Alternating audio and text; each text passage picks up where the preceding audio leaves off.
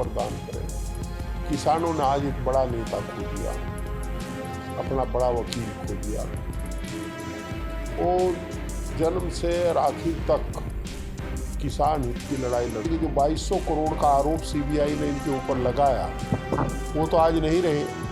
CBI की headache free होगी, CBI उन्हें कहाँ तलाशेगी, वो तो बैकुंठ धाम चले गए। अब स्वर्गलोक में उनसे संबंध पहुंचा दे उनके पास कोई जरिए। इस वक्त मेरे साथ बातचीत करने के लिए उत्तर प्रदेश के मुजफ्फरनगर से सांसद समाजवादी पार्टी से हरिंदर मलिक जी हैं। सर, एक दुखद खबर आई कि जम्मू कश्मीर के पूर्व राज्यपाल सत्यपाल मलिक जी का निधन हो गया, उस पर क्या कुछ?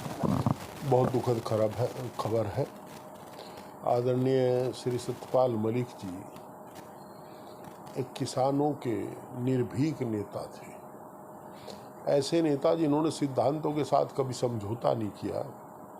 हम तो उन्हें पढ़ते टाइम से जानते थे। जब मेरठ कॉलेज मेरठ में छात्र नेता थे, तब से हम लोगों का संबंध।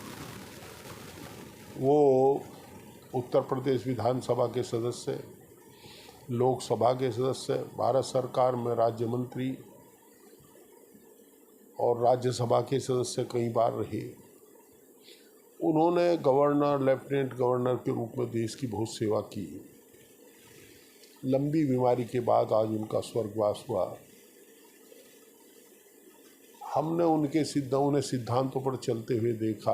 हम परमपिता परमात्मा प्रार्थना करेंगे उन्हें मोक्ष प्रदान करें। किसानों ने आज एक बड़ा नेता खो दिया, अपना बड़ा वकील खो दिया। वो जन्म से आखिर तक किसान हित की लड़ाई लड़ते रहे।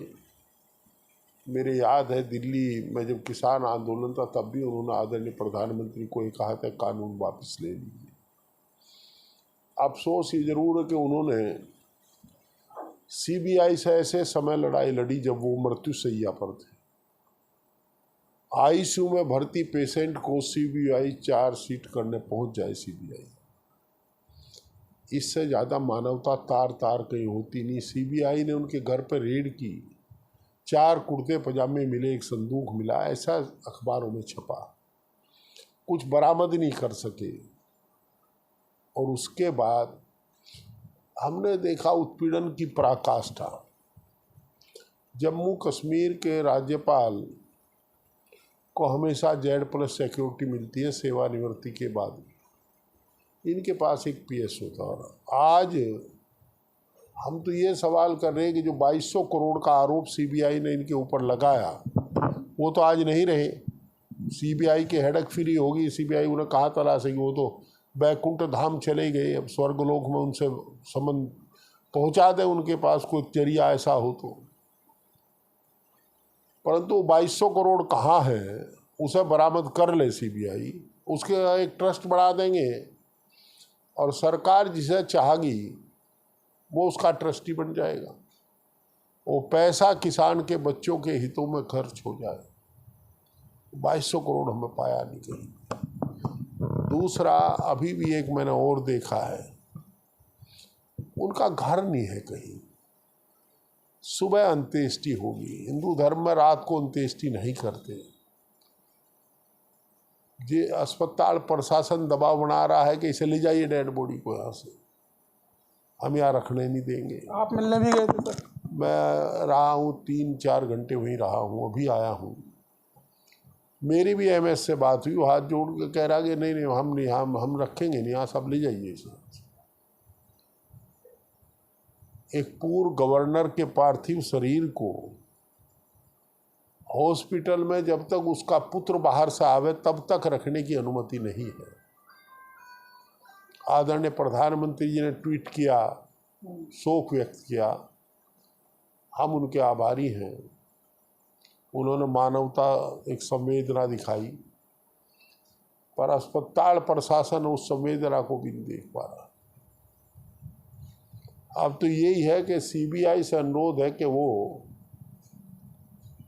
उसे बरामद करे 2200 करोड़ रुपए को, और उसके नाम पे एक ट्रस्ट बना दे सतपाल मलिक जी के नाम पे, जो किसान के बच्चों की, मजदूर के बच्चे की, छोटे दुकानदार, कामगार, कलमगार, गरीबों के बच्चों की शिक्षा पर खर्च हो, और उसके जो ट्रस्टी है वो सरकार रहे।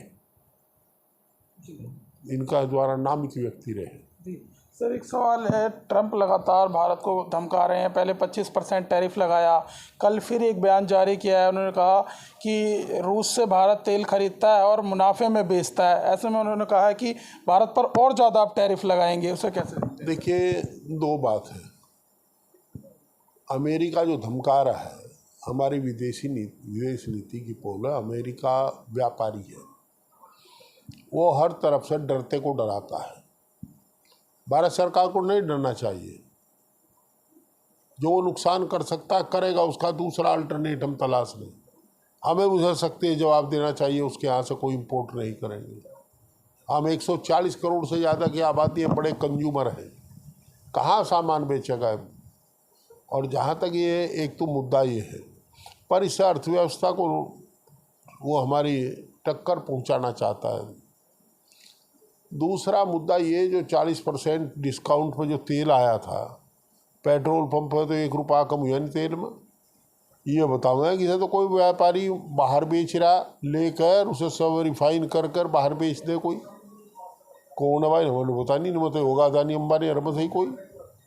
भारत सरकार लेकिन कह रही है कि लगातार व्यापार को लेकर अमेरिका के साथ चर्चा जारी है। मैं ये कह रहा कि भारत सरकार, पहले तो बताओ डिस्काउंट का तेल कहाँ गया, कौन व्यापारी जिसे बेच रहा है इसे, वो प्रॉफिट कहाँ है,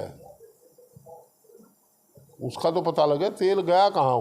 वो 40% डिस्काउंट का तेल था, 2% तो कम होते हैं, 5% तो कम होते।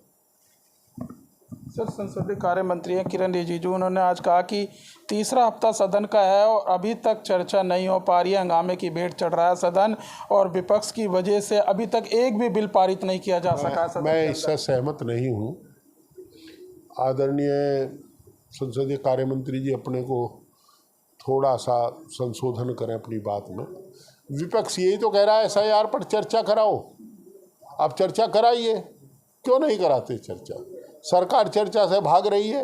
अब बताइए, अगर ये कह दे कि पिछली वोटर लिस्ट गलत है, 20-20 हज़ार वोट काटते एक विधानसभा क्षेत्र में, ये कह दें कि आधार कार्ड को नहीं मानेंगे, आधार कार्ड आपने मस्ट कर दिया हर जगह, और ये मानते नहीं आधार कार्ड को, तो देखिए कहीं ना कहीं। अच्छा, फिर आप एक बात बताओ, जब विपक्ष बोलेगा सरकार को भी तो कहने का मौका मिलेगा। सरकार तथ्यों के साथ बोलती है, उनके पास आंकड़े हैं, वो चर्चा क्यों नहीं करा? चर्चा करा दे, हंगामा खत्म। तो सत्ता पक्ष, सरकार जो है वो विपक्ष को सुनना नहीं चाहता।